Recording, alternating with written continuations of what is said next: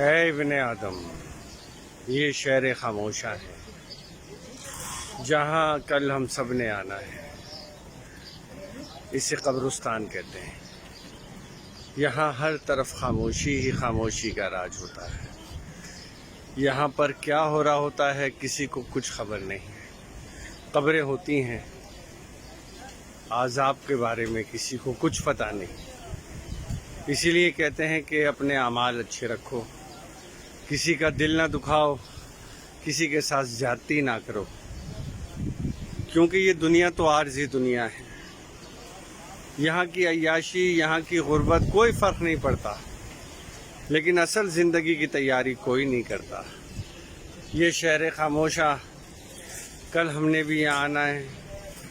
اچھے اعمال کر کے آئیں گے، لوگوں کی دعائیں لے کر آئیں گے تو ہماری قبر بھی کشادہ ہوگی۔